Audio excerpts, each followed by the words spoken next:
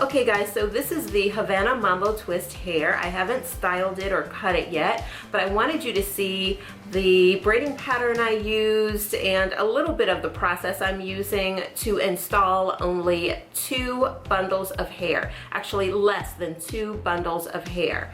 This is not 4, 5, or 6 bundles. This is actually only 2 bundles of Havana Mambo twist. So if you're interested in seeing how I installed this hair, then please stay tuned. Now, I'm going to show you the hair I'm using, I'm going to show you the braiding pattern, and then I'll show you all the tools and products I'm going to use to treat the hair to get that really nice, natural sort of texture and look of the hair while I'm wearing it. Okay, so I did French braid my hair already. Yes, my nails are a mess. I will be going to get them done tomorrow, but I needed to get through this process first, okay? So let's talk a little bit about cornrowing fine, low to medium density hair. This probably will also apply to those of you who have thinning hair, meaning like you're losing your hair, that kind of thing, or you have very soft hair. Hair that's in that category tends to be very difficult to braid. If you guys watched the crochet style I did on my daughter, who has very voluminous, thick, very textured hair, you know that I know how to cornrow some hair. I've been doing it since I was a very little girl, but I've always had difficulty doing my own hair because, again, it is so soft, and by nature our hair just wants to slip right out of those braids. So I did not record that part. I feel like once I get my process down a little bit more, then I can do a tutorial on how to cornrow hair that is very soft, you know, that is fine, medium to low density or thinning. But until then, y'all, the struggle was real last night. So this is the braiding pattern I used. So I have the larger braids in the back, and I took the ends and I brought them all together, and then I wove it into this braid here on the side. But yeah, so I did the larger braids in the back, and then I did smaller ones in the front, which gave me the most problems. If you guys saw when I did this style,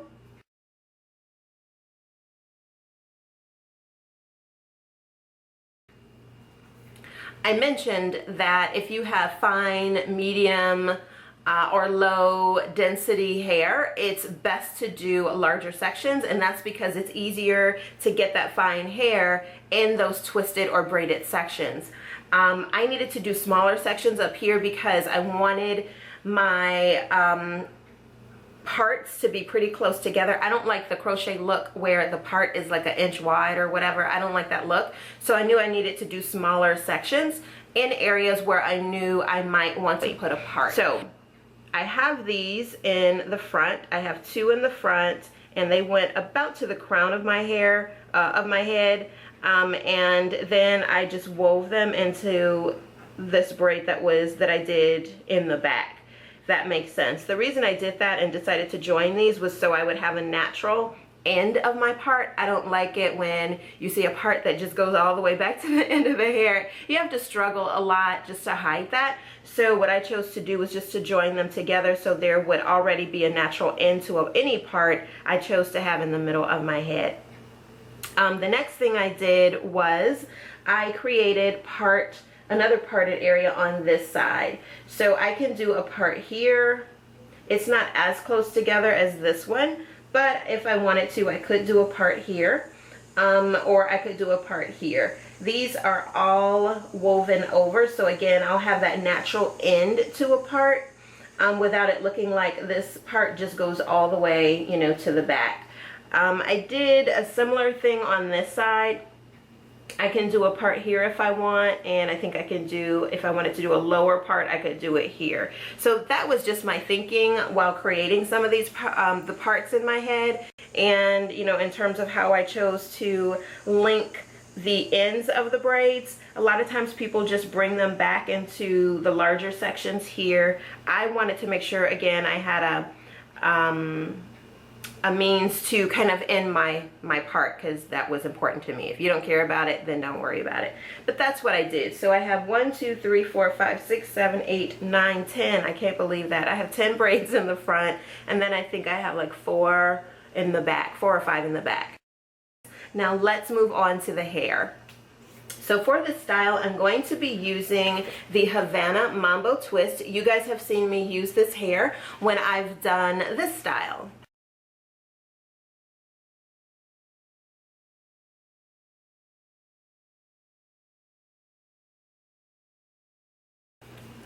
Which is my faux hawk. I love the look of that style. So the reason I've chosen this hair is because when I work with it, I find that it looks very natural. People usually don't know that that isn't my hair. So that to me is a plus. I've been working with it for probably almost a year now, doing various styles, and it never really lets me down. This is what the hair looks like. I'm using the 12-inch, and this color is color 2, which is like dark brown, closest to my hair color. I will not be leaving the hair twisted. I'll be using the same technique you guys saw me use in my faux hawk videos, where I take these loose and I weave in small sections of hair at a time. I have 4 bundles of this hair. I'm hoping I don't have to use all of this because I don't want my hair to be super bulky, but we shall see. The next thing I'll be using is, your typical sort of crochet hook. I will be using a bit of castor oil. This one is by Remedies. You've seen me talk about it before. I love this castor oil. And then also I'm going to be using Biologics Burdock Root Cream. This is the butter cream with olive oil and I think nettle in it. The reason I'm using the castor oil is because I find that it places a nice sort of coating on the hair to keep it from irritating my skin. For whatever reason, my shoulders, my neck get really, really sensitive, and so I find that just having that coating really helps. The next product I will also use is Biologics Burdock Root Butter Cream. This product is great if you have fine natural hair and you're looking for a moisturizer. Just for general styling, it is great. And I'm using this because it will help again to soften the hair and moisturize the hair. And also because this hair is going to be up against my own, what I want to do is kind of coat it with butters and oils, because that will again create a barrier that will prevent it from sucking all the moisture out of my own hair, while also kind of helping to seal in the moisture on my hair that's in my hair that's already there. So to pre-treat this hair, I washed it. I let it set in apple cider vinegar and water.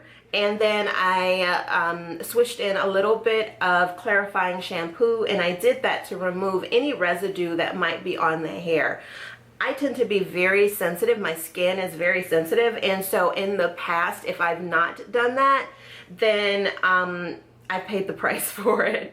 So if you don't want to have breakouts, or you don't want to have that irritation, doing that step to prep the hair goes a long way. The other thing I do to the hair is I condition it afterwards as well, and I do that just to kind of soften the hair so that it isn't so coarse, and again, it doesn't rub up against the skin in a way that will cause any kind of reaction. So I hope that makes sense. This is the process, so let's get started. Okay, so the first thing I'm going to do, I wash my hair in these bundles because I just find, it's easier to work with the hair when it's in the bundles.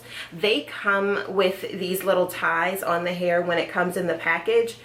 So I just leave them that way because it helps me to keep the hair really organized when I wash it. And it causes less friction and less manipulation if you keep it bundled that way. So I'm just going to open the tie, and then I'm going to remove the first twist. But essentially what I like to do is just take a bit of oil. I'll just take like a drop or two of oil, and I'll emulsify it in my hand, and then I just like to run it over the twists before I begin to work with it. Another reason I like to do this before I begin to manipulate the hair is because I'm going to be unraveling this hair, and if I use these oils and I use these butters on the hair, it keeps the hair from frizzing up on me. So I'm just gonna pull the hair apart like this. That's it. So I have my two sections here, and I just kind of stretch it a little bit, and the hair will like naturally begin to kind of break in different areas or split in different areas. So I can see that it's splitting a little bit right here. So I will pull the hair apart right there. And I'm going to start putting the hair in toward the back first, and then I will work my way toward the front. So I've just pulled this into two sections. So this is one section, and I have the other one on my table here. And I'm just going to begin to go ahead and crochet that hair in the back of my head.